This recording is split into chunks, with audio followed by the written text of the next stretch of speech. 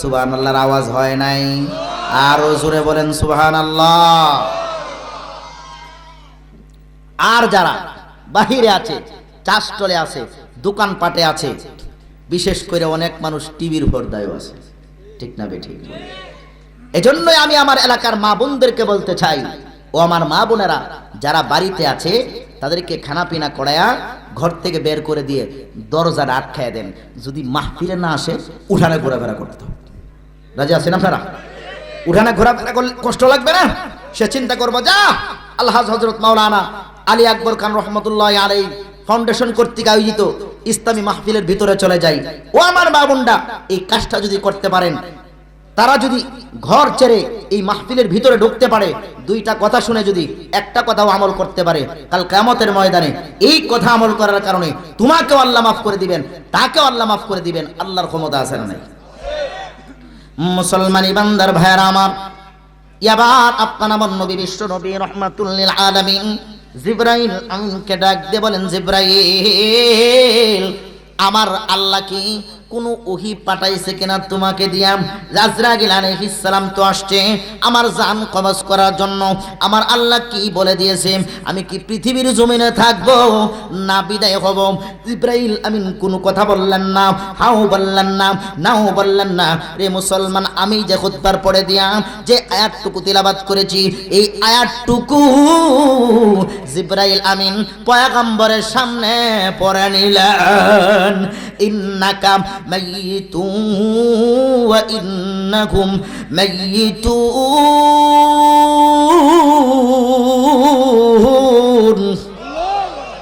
ও পয়গম্বর, আপনিও মরণশীল। আপনার সঙ্গে যারা খারাপ ব্যবহার করেছে, আপনারা জানেন আপনার আমার নবীর সঙ্গে মক্কার কাফের মুশরিকেরা খারাপ ব্যবহার করছিল কি করছিল না বলেন?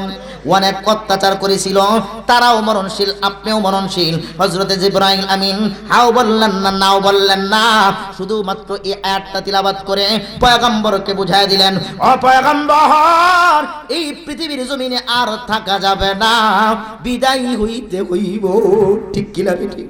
আপনার আমার পয়গম্বরের চোখ দিয়ে টপ টপ করে পানি জমিনের মধ্যে পড়তেছে।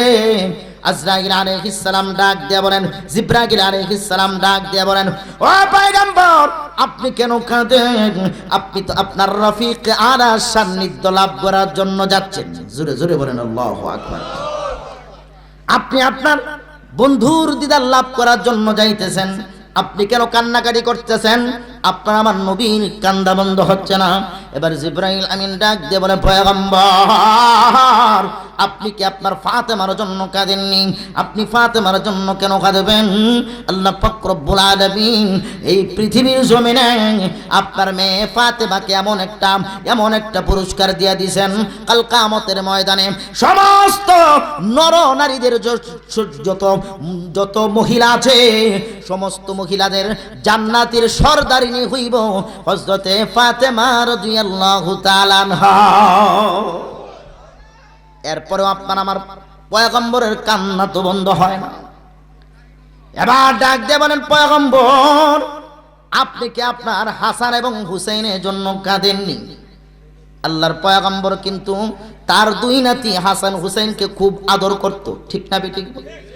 কেমন আদর করত, সেই আদরের নমুনা আমি আপনাদের সম্মুখে উপস্থাপন করব ইনশাআল্লাহ। অসুবিধা লাগতেছে নাকি বলেন? মুসলমান ইমানদার ভাইরা আমার, আল্লাহর পয়গম্বরের দুই নাতিকে নবী খুব আদর করত। একদিন হযরতে হুসাইন ছোট্ট মানুষ মাটির মধ্যে পড়ে গড়াগড়ি করে কান্নাকাটি করে। এই মুহূর্তে হযরতে হাসান দূর থেকে দেখেন তিনি খুব কষ্ট পাচ্ছিল। আমার ছোট ভাইটা মাটির মধ্যে পড়ে গড়াগড়ি করে কান্নাকাটি করতেছে। এই মুহূর্তে আল্লাহর পয়গম্বর সাল্লাল্লাহু আলাইহি ওয়াসাল্লাম হযরত হাসান এবং হুসাইনের বাড়ির সামনে দিয়ে যায়। আল্লাহর পয়গম্বর রাস্তা থেকে তিনি দেখতে পাইলেন তার আদরের নাতি হযরত হুসাইন মাটির মধ্যে পড়ে গোড়াগড়ি করে কান্নাকাটি করে। আল্লাহর পয়গম্বর দৌড় দিয়া ওই ছোট্ট নাতিকে কুলে উঠাইয়া নিয়ে বলতেছেন, রে নাতি, রে নাতি, তুমি কেন কান্নাকাটি করো? তোমার কি কষ্ট আমার কাছে বলো। জোরে জোরে বলেন সুবহানাল্লাহ, আরো জোরে বলেন সুবহানাল্লাহ। সুবহানাল্লাহ, আলহামদুলিল্লাহ, লা ইলাহা ইল্লাল্লাহ। সুবহানাল্লাহ, আলহামদুলিল্লাহ, লা ইলাহা ইল্লাল্লাহ। তুমি বাঁচাও, তুমি মারো, কে বাঁচায়? আরো জোরে বলেন, কে? তুমি বাঁচাও, তুমি মারো, অবিরত ক্ষমা করো। তুমি বাঁচাও, তুমি মারো, অবিরত ক্ষমা করো। ধরার যেজন তাকে ধরো, ধরার যেজন তাকে ধরো। তোমার মোটা হয় সবই আল্লাহ। সুবহানাল্লাহ, আলহামদুলিল্লাহ, লা ইলাহা ইল্লাল্লাহ।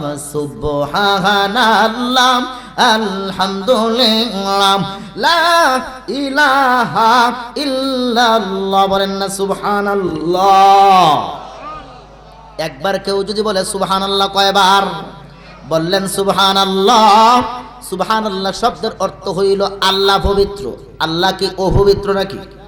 আপনি বললেও পবিত্র, আমি বললেও পবিত্র, না বললেও আল্লাহ পবিত্রই। এরপরেও যেহেতু ঘোষণা দিচ্ছি আল্লাহ পবিত্র, আল্লাহ বলেন, যাও বান্দা, তোমাদের সকলকেই পবিত্র বানিয়ে দিলাম। সুবহানাল্লাহর আওয়াজ হয় না? আরো জোরে বলেন সুবহানাল্লাহ। মুসলমান ইমানদার ভাইয়েরা আমার, আপনার আমার পয়গম্বরকে যখন তার নাতিকে যখন পয়গম্বর কুলে নিল, কুলে নিয়ে বলতেছেন, নাতি রে, তোমার কি কষ্ট? কেন তুমি কান্নাকাটি করতেছ? ছোট্ট মানুষ হযরতে হুসাইন ডাক দিয়ে বলে, নানা ভাই, ও নানা ভাই, আমার মনের ভিতরে খুব শখ যাচ্ছে, ইচ্ছা জাগছে, ইচ্ছা জেগেছে একটা ঘোড়ার মধ্যে সওয়ার হওয়ার জন্য। যদি নানা ভাই আপনি আজকে ঘোড়ার মধ্যে সওয়ার না করান, আমার কান্না আপনি বন্ধ করতে পারবেন না। আল্লাহু আকবার। এবার নবী পড়ে গেলেন মহাবিপদে। হায় হায়, আমি তো নাতিদেরকে অত্যন্ত ভালোবাসি, আমি কোথায় থেকে ঘোড়া নিয়ে আসবো তার জন্য? আমার কাছে তো কোনো টাকা নাই, পয়সা নাই। এবার আপনার আমার পয়গম্বরের জিহানের মধ্যে আমার আল্লাহ দিয়া দিল, বন্ধু আপনি কোনো চিন্তা করা লাগবে না, আপনার কাছে টাকা নাই, পয়সা নাই, আপনি নিজেই ঘোড়া হইয়া আপনার নাতিদের আশা পূরণ করে নেন। জোরে জোরে বলেন আল্লাহু আকবার। এবার আপনার আমার পয়গম্বর দুই নাতিকে ডাক দিয়ে বলছেন, হাসান হুসাইন, আসো আসো আসো, আমার ঘরের ভিতরে ঢুকে যাই। আমার ঘরের ভিতরে এমন একটা দামি ঘোড়া আছে রে, এই পৃথিবীর সবচাইতে দামি ঘোড়ার মধ্যে তোমাদেরকে সওয়ার করাইব। এবার বিশ্বনবী রহমাতুল লিল আলামিন, আপনার আমার নবী, আখির নবী, বিশ্ব নবী রহমাতুল লিল আলামিন দুই নাতিকে নিয়া ঘরের ভিতরে ঢোকার পর ঘরের দরওয়াজা লক করে দিল, আটকে দিল। হযরতে হাসান ছিল বড় ভাই। হাসান ডাক দিয়ে বলে, নানা ভাই, ও নানা ভাই, আমি তো ইতিপূর্বেও আপনার ঘরে ঢুকেছি, কোনোদিন ঘরের দরওয়াজা আটকাইতে আমি দেখি নাই, কিন্তু আপনি আজকে ঘরের দরওয়াজা আটকায় দিয়েছেন, তার কারণটা কি? বিশ্বনবী রহমাতুল লিল আলামিন হিকমত অবলম্বন করলেন, কৌশল অবলম্বন করে বলতেছেন, রে নাতিরা রে, আজকে তোমাদেরকে এমন একটা পাগলা ঘোড়ার মধ্যে সওয়ার করাইব, যেই ঘোড়াটা যদি ঘরের দরওয়াজা খোলা পায়, পালানোর জন্য চেষ্টা করব। এবার বিশ্বনবী রহমাতুল লিল আলামিন এই কথা বলে নিজেই হামাগুড়ি দিয়া ঘোড়ার মতো হয়ে গেল। আল্লাহু আকবার বলেন। যেই মুহূর্তে হামাগুড়ি দিয়া ঘোড়ার মতো হয়ে গেল, হযরতে হুসাইন ছোট্ট মানুষ আল্লাহর পয়গম্বরের ঘাড়ের মধ্যে লাফ দিয়া উঠল। এই দৃশ্যটা হাসান দূর থেকে দেখে খুব কষ্ট পাচ্ছে। হায় হায়, যিনি হলেন কামলিওয়ালা নবী, মদিনাওয়ালা নবী, যিনিকে সৃষ্টি না করলেন এই চন্দ্র সূর্য গ্রহ নক্ষত্র কিছুই আমার আল্লাহ সৃষ্টি করতেন না, সেই নবীর ঘরের উপরে আমার ছোট্ট ভাইটা অবুজ ভাইটা বসে পড়েছে, বেয়াদবিত হয়ে গেছে। আল্লাহর কাছে বলতেছেন, মাওলা গো, তুমি এমন একটা ব্যবস্থা করে দাও যাতে আমার ভাইটা আমার নানার ঘাট থেকে নেমে পড়ে। এই মুহূর্তে আপনার আমার পয়গম্বর হাসানকে ডাক দিল, রে হাসান, তুমিও এই ঘোড়ার মধ্যে সওয়ার হও। হযরতে হাসান ডাক দিয়ে বলে, না না ভাই, আমি এই রকম ঘোড়ার মধ্যে সওয়ার হই না। এবার বিশ্বনবী রাহমাতুল আলামিন ডাক দিয়ে বলেন, হাসান রে, তোমার যদি এই ঘোড়া পছন্দ হয় তাহলে এই ঘোড়ার মধ্যে সওয়ার হও, আর যদি পছন্দ না হয় তাহলে তুমি এই ঘোড়ার মধ্যে সওয়ার হইও না। এবার পরে গেল হাসান মহাবিপদে। এক নাম্বার কথা হইল, যদি ঘোড়ার উপরে সওয়ার হয় বেয়াদবি হয়ে যাবে। আর তার নানা বলতেছেন, ঘোড়ার উপরে যদি তোমার পছন্দ না হয় তাহলে ঘোড়ার মধ্যে সওয়ার হইও না। আর যদি আমি ঘোড়ার উপরে না উঠি তাহলে তো পছন্দ হইল না, কোন দিক দিয়া যাইব। তিনি চিন্তা করতে করতে একটা সিদ্ধান্ত নিল, আমি আমার নানার কথাটাই মানব। এবার হযরতে হাসান নিজেও আল্লাহর পয়গম্বরের ঘাড়ের মধ্যে উঠে বসল। এবার বিশ্বনবী দুই নাতিকে নিয়ে ঘরের ভিতরে চতুর্দিক দিয়া ঘুরতেছে, ঘোড়ার মতো। হযরতে হুসাইন ছোট্ট মানুষ এবার ডাক দিয়ে বলে, না না ভাই, আমরা তো জানি ঘোড়ার মধ্যে লাগাম থাকে, এই ঘোড়ার মধ্যে তো কোনো লাগাম নাই। বিশ্বনবী রাহমাতুল লিল আলামিন তার দুই নাতিকে খুব আদর করত, কেমন ভালোবাসতো। ও মুসলমান, ভালো করে লক্ষ্য করুন। এবার আপনার আমার নবী বিশ্বনবী রাহমাতুল লিল আলামিন তিনার মাথার চুলের বাবরিগুলো হযরত হাসানের হাতে ধরে দিয়া বলতেছেন, নে নানা ভাই, এইটাই হইল ঘোড়ার লাগামের মতো। মুসলমান ইমানদার ভাইয়ের আমার, লাগামটা ধরে ধরে চতুর্দিক দিয়া ঘুরতেছে। এই মুহূর্তে আল্লাহর পয়গম্বরের বাড়ির সামনে দিয়া আলী রাদিয়াল্লাহু তাআলা আনহু যায়। কে যায়?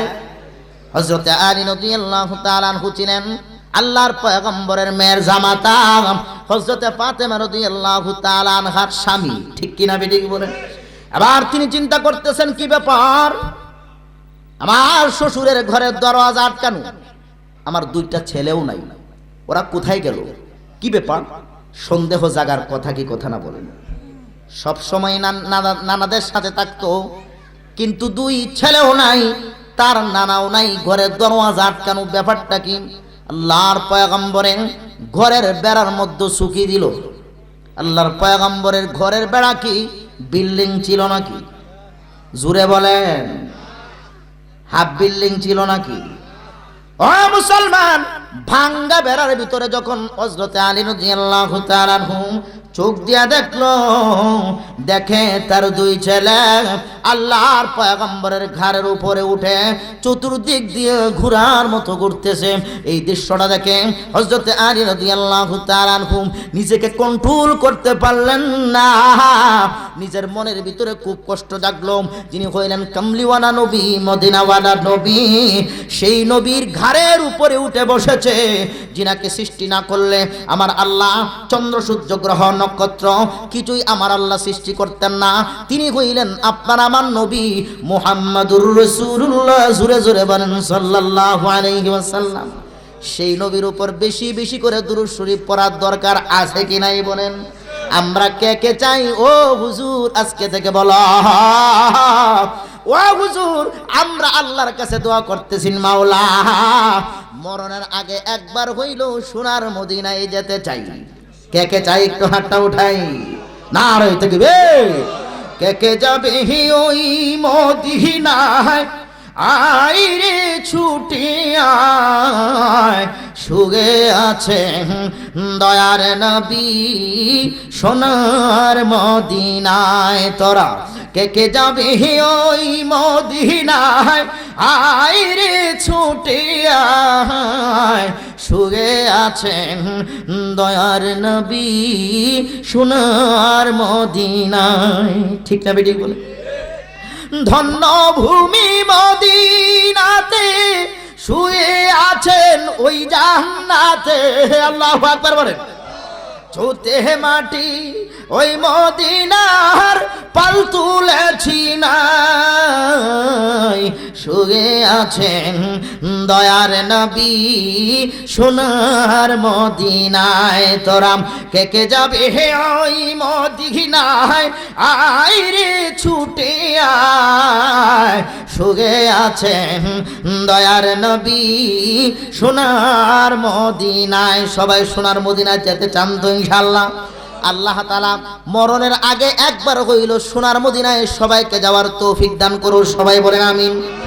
সেই সোনার মদিনার নবী বিশ্বনবী রহমাতুল লিল আলামিন যখন দুই নাতিকে নিয়ে চতুর্দিক দিয়ে ঘরের ভিতরে ঢুকতেছে, ঘুরতেছে, এবার হযরতে আলী রাদিয়াল্লাহু তাআলা আনহু এই দৃশ্যটা দেখে তিনি নিজেকে কন্ট্রোল রাখতে পারলেন না। ঘরের দরওয়াজা লাথি মেরে ঘরের দরওয়াজা ভেঙ্গে আল্লাহর পয়গম্বরের ঘাট থেকে দুইজন ছেলেকে টান দিয়া দূরে ফেলে দিয়াম আল্লাহর পয়গম্বরের কাছে গিয়া ক্ষমা চাইতেছেন। ও আব্বা জাহান, ও শ্রেষ্ঠ নবী মুহাম্মদুর রাসূলুল্লাহ, আখির নবী, বিশ্ব নবী রহমাতুল লিল আলামিন, আমার ছেলেরা বুঝতে পারে নাই, বেয়াদবি করে ফেলেছে, আপনার ঘরের মধ্যে উঠে ঘোড়ার মতো ঘুরছে, আপনি তাদেরকে মাফ করে দেন। সুবহানাল্লাহ বলেন। এবার ছোট্ট মানুষ হযরতে হুসাইন ডাক দিয়ে বলে, আব্বা জান, আপনি কার কাছ থেকে মাফ চাইতেছেন? ও আব্বা জান, আপনি যার কাছ থেকে মাফ চাইতেছেন আমি হুসাইন তার চাইতেও আল্লাহর কাছে অনেক অনেক বড়। আল্লাহু আকবার বলেন। এই কথা বলার পরে দিয়া হযরত আলী রাদিয়াল্লাহু তাআলা আনহু তার দুই ছেলেকে আবার প্রহার করার জন্য যাচ্ছে, মারার জন্য। এবার নবীজি ডাক দিয়ে বলতেছেন, রে আলী, না না না, তাদেরকে মারো না, তারা যে কেমন ভাবে আমার চাইতে বড় আমি নবী জানতে চাই। এবার ছোট্ট মানুষ হযরতে হুসাইন ডাক দিয়ে বলে, না না ভাই, আমি ছোট্ট হইলেও কি হবে, আমি না বুঝে কোনো কথা বলি না। সুবহানাল্লাহ বলবেন। ও নানা ভাই, আমি যে কেমন করে এই পৃথিবীর জমিনে আপনার চাইতে অনেক বড়, আখিরাতেও আমি বড়, আমি কিভাবে বড় আমি আপনাকে প্রমাণ করে দিবনি। জোরে জোরে বলেন আল্লাহু আকবার। এবার হযরতে হুসাইন ডাক দিয়ে বলেন, না ভাই, এই পৃথিবীর জমিনে দেখবেন বাবার পরিচয়ে ছেলে, ছেলের পরিচয়ে বাবা তেমন হয় না, বাবার পরিচয়ে দাদার পরিচয় অনেক পরিচিত হয়। ঠিক কিনা বেঠিক বলেন? ও মুসলমান, এবার হযরতে হুসাইন ডাক দিয়ে বলেন, না ভাই, আপনি যে আপনার চাইতে কেমন ভাবে আমি বড়, সর্বপ্রথম পরিচয় হয়ে যাক নিজের বাবার। আপনার বাবার নাম কি? আবার বাবার নাম হইল আব্দুল্লাহ। শুধু আব্দুল্লাহ নি, আগেও কিছু নাই, পরেও কিছু নাই। উনি কি জান্নাতে যাবে না জাহান্নামে যাবে সেটারও কোনো গ্যারান্টি নাই। আপনি কি আমার বাবারে চিনেননি? আল্লাহর পয়গম্বর কি তার মেয়ের জামাতারে চিনত না নি? ও না ভাই, আমার বাবা হইলেন আসাদুল্লাহিল গালিব, শের খুদা হযরত আলী রাদিয়াল্লাহু তাআলা আনহু, যাকে আমার আল্লাহ এই দুনিয়াতেই জান্নাতের সার্টিফিকেট প্রাপ্ত একজন সাহাবী হিসেবে ঘোষণা দিয়েছে। তিনি হইলেন আমার বাবা। এবার বলেন, আপনার বাবা বড় না আমার বাবা বড়? আল্লাহর পয়গম্বর ডাক দিয়ে বলে, হুসাইন রে, সত্যি তো তোমার বাবা আমার বাবার চাইতে অনেক বড়। জোরে জোরে বলেন সুবহানাল্লাহ। এবার ছোট্ট মানুষ হযরতে হুসাইন ডাক দিয়ে বলে, না ভাই, এবার পরিচয় হয়ে যাক, আপনার মা বড় না আমার মা বড়? আপনার মায়ের নাম কি? আমার মায়ের নাম হইল আমেনা। শুধু আমেনা নেই, আগেও কিছু নাই, পরেও কিছু নাই। তিনি কি জান্নাতে যাবে না জাহান্নামে যাবে সেটারও কোনো গ্যারান্টি নাই। কিন্তু আপনি কি আমার মারে চিনেননি? আল্লাহু আকবার বলেন। আল্লাহর পয়গম্বরের মেয়েরে কি আল্লাহর পয়গম্বর চিনে নানি? আপনারা কি আমার কথা বুঝতেছেন? অসুবিধা লাগতেছে নাকি বলেন? ও না না, আপনি কি আমার মাকে চিনেননি? আমার মা হইলেন বিশ্বনবী রাহমাতুল লিল আলামিনের আদরের বেগম হযরতে ফাতেমা রাদিয়াল্লাহু তাআলা আনহা, যাকে আমার আল্লাহ এই দুনিয়াতেই এমন সার্টিফিকেট দিয়া দিয়েছেন যে সার্টিফিকেটটা হইল কাল কিয়ামতের ময়দানে সমস্ত মুসলমান নরনারীদের জান্নাতের সরদারিনী হইব হযরতে ফাতেমা রাদিয়াল্লাহু তাআলা আনহা। এবার বলেন, আপনার মা বড় না আমার মা বড়? বিশ্বনবীর মনটা একটু ছোট হয়ে আসতেছে। হায় হায় রে নাতি, সত্যি তো তোমার মা আমার মামা মায়ের চাইতে বড়। এবার হযরতে হুসাইন ডাক দিয়ে বলে, না ভাই, এবার পরিচয় হয়ে যাক, নানার পরিচয়। আপনার নানার নাম কি? আমার নানার নাম হইল আব্দুল ওয়াহাব।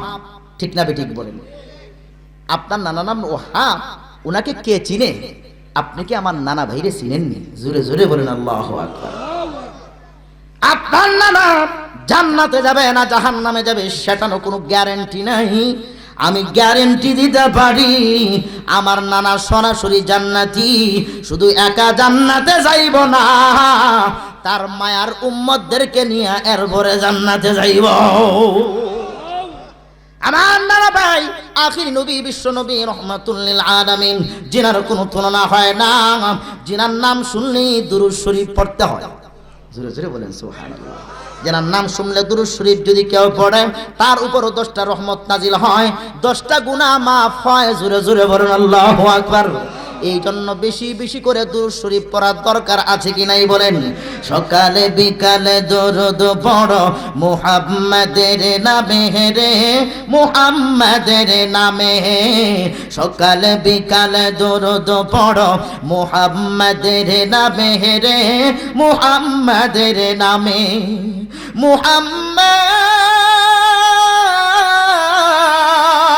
মুহাম্মদ সাল্লাল্লাহু আলাইহি ওয়াসাল্লাম আমার প্রিয় নবী রে, আমার প্রিয় নবী, আমার প্রিয় নবী রে, আমার প্রিয় নবী। জোরে জোরে বলেন ঠিক কিনা বেটি?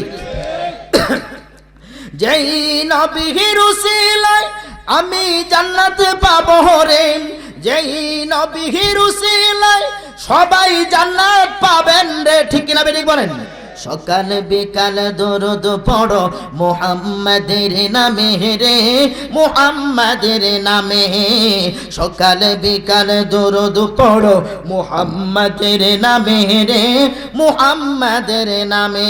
আল্লাহর পয়গম্বরের নামে দুরূদ পড়বেন তো ইনশাআল্লাহ? ও মুসলমান, নবীর শাফাআত যদি পাইতে চান বেশি বেশি করে নবীর উপর দুরূদ পড়বেন। কাল কিয়ামতের ময়দানে নবী আপনাকে আমাকে শাফাআত করিয়া জান্নাতে নিয়ে যাইব। বিশ্বাস আছে তো? ও মুসলমান, ভালো করে লক্ষ্য করুন। এবার নাতি ডাক দিয়ে বলতেছে, না ভাই, আমার নানা হইল বিশ্বনবী রাহমাতুল লিল আলামিন আব্দুল্লাহর ছেলে মুহাম্মাদুর রাসূলুল্লাহ সাল্লাল্লাহু আলাইহি ওয়াসাল্লাম। তিনি কইলেন, আমার নানা, যার খাতিরে আমার আল্লাহ চন্দ্র সূর্য গ্রহ নক্ষত্র সকল কিছু সৃষ্টি করেছেন, আমার নানা হইলেন তিনি। এবার আপনি বলুন, আপনার নানা বড় না আমার নানা বড়? নবীর চোখ দিয়ে আস্তে আস্তে টপ টপ করে পানি জমিনের মধ্যে পড়তেছে। রে নাতি, সত্যি তো তুমি আমার চাইতে বড়। এবার হযরতে হুসাইন ডাক দিয়ে বলে, না ভাই, এবার পরিচয় হয়ে যাক। আপনার নানির নাম কি? আমার নানির নাম হইল বাররা। আপনার এই নানিকে কে চিনে? বাররারে কে চিনে? তিনি কি জান্নাতে যাবে না জাহান্নামে যাবে সেটারও কোনো গ্যারান্টি নাই। আপনি কি আমার নানিরে চিনেননি? জোরে জোরে বলেন আল্লাহু আকবার। আমার নানি হইলেন খাদিজাতুল কুবরা রাদিয়াল্লাহু তাআলা আনহা, যিনি সমস্ত মুমিনদের মা, তিনি হইলেন আমার নানি। এবার বলুন, আপনার নানি বড় না আমার নানি বড়? এবার বিশ্বনবী রাহমাতুল লিল আলামিনের চোখ দিয়ে পানি বের হচ্ছে। রে হুসাইন, সত্যি তো তুমি দুনিয়া এবং আখিরাতে আমার চাইতে অনেক গুণে বড়। আল্লাহু আকবার বলেন।